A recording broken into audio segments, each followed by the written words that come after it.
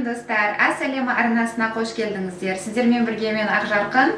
Бүгінгі видеоблогымызда өте тойымды тағам түрі фарш пен макароннан жасалған тағам әзірлейміз.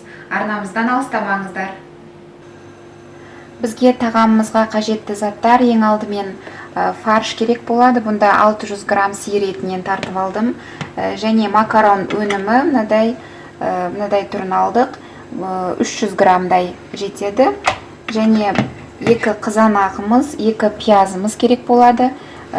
Соусына 100 грамм сары май және 250 грамм сырымыз қажет болады. Тұз керек және қара бұрыш. Мұнда 100 грамм ұн керек және 1 литр сүт қосамыз. Біз ең бірінші макарон өнімімізді пісіріп, қайнаған суға пісіріп аламыз. Жаңағы суымызға тұз саламыз. Көз мөлшермен аласыздар, өздеріңіз татитындай қылып.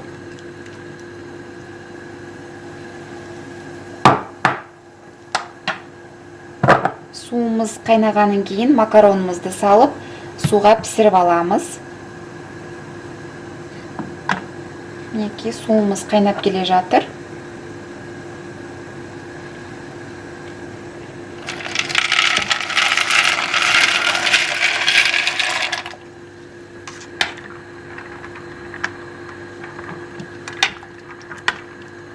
Қайнатып қоямыз. Макаронымыз піскенше біз 2 пиязымызды ұсақтап, 4 бұрыштап турап аламыз.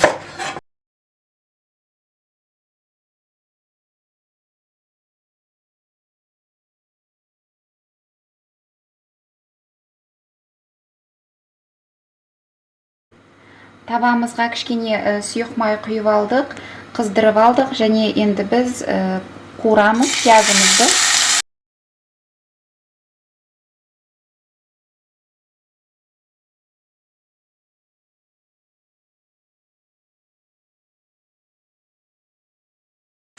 Пиязымызды сарғайтып қуырып алдық, енді фаршымызды саламыз.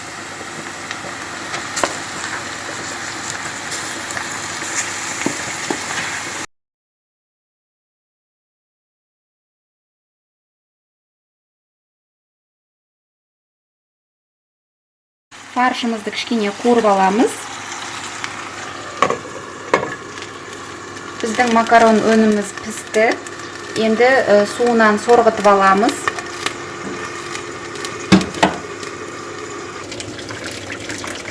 Суынан осылай сорғытып аласыздар.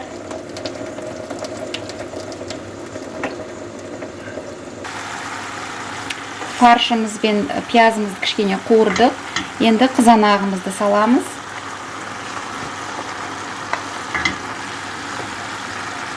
Қызанағымызды салғаннан кейін жақсылап татитындай тұз саласыздар.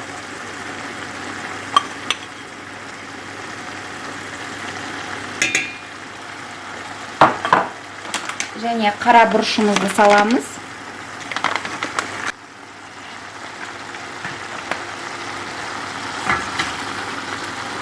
Араластырамыз.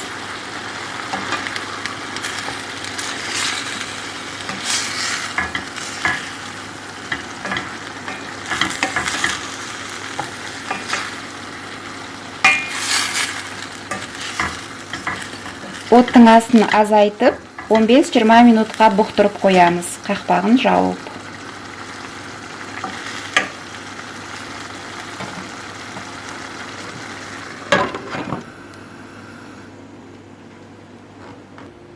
Мынадай арнайы формамызды аламыз. Піскен макаронымызды саламыз осыған.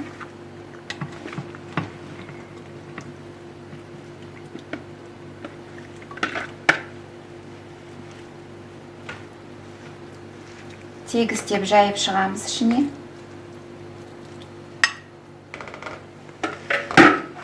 Енді бұлай алып қоямыз. Біз арасына құйғанға арнайы соусын дайындаймыз. Отымызды жағамыз. 100 грамм сары майымызды саламыз ыдысымызға. Сары майымыз ерігеннен кейін 100 грамм ұнымызды қосамыз.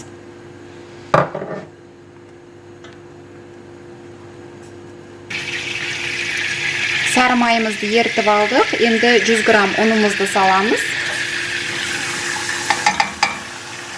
Ұнымызды салып, жақсылап араластырып аламыз.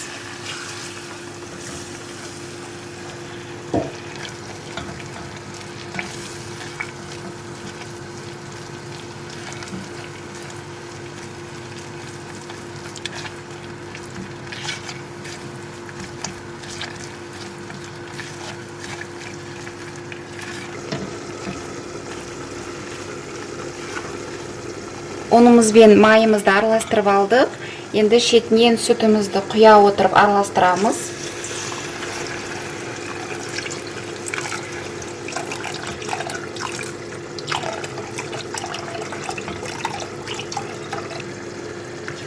Бір литр сүтімізді құйып алдық. Енді араластыра отырасыздар осылай. Қою жаңа қаймақ тәріздес болған кезде отымызды өшіреміз, кішкене қайнағанға жеткіземіз.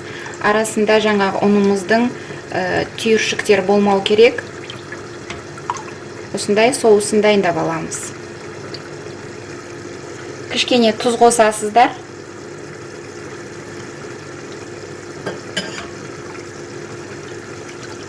Мінекей достар, біздің соусымыз дайын болды.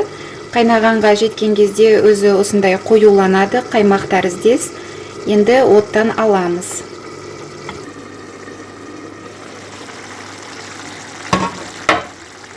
Фаршымыз да дайын болды. Оттан аламыз. 15-20 минут бұқтырып алдық. Қызанағымызды қосып.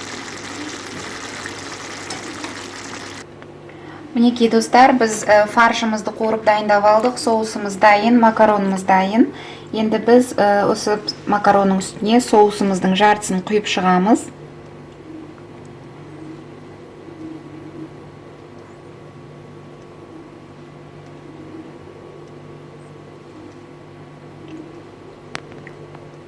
Мінекей соусымыздың жартысын құйып шықтық макаронымыздың үстіне. Енді фаршымызды салып шығамыз, біркелкі қылып.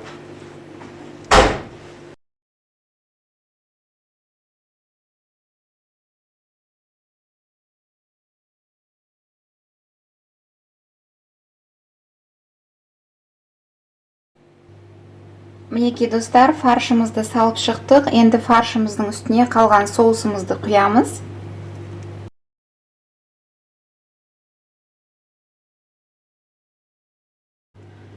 Соусымызды құйып шықтық. Енді ең бетіне сырымызды себеміз. Біркелкі қылып сеуіп шығасыздар. Мінекей достар, сырымызды сеуіп шықтық. Енді алдын ала қызған 180 градус духовкамызға 15-20 минут сарғайғанға дейін пісіреміз. Және айта кететін жайт, мұнда жаңағы макарон өнімі кішкене көбірек болып кетті. Сіздер мөлшерін азайтсаңыздар болады, немесе ұсақ түрін алсаңыздар болады. Мінекей достар, біздің тағамымыз дайын болды.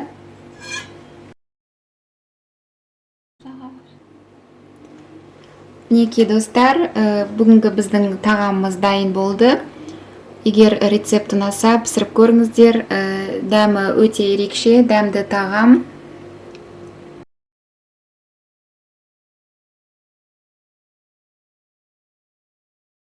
Мінекей достар, біз бүгінгі ерекше дәмді тағамымызды әзірлеп болдық. Егер рецепт ұнаса, каналыма жазылып, лайк басуды ұмытпаңыздар.